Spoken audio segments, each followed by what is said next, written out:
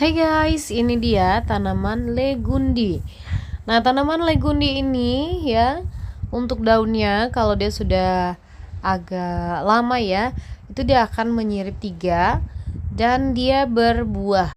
Hai guys, ini dia tanaman legundi.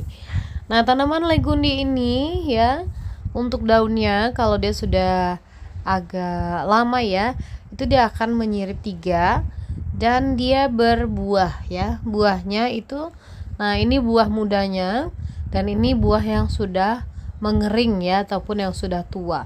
Fungsi dari tanaman legundi ini itu banyak digunakan untuk mengatasi batuk ataupun radang tenggorokan.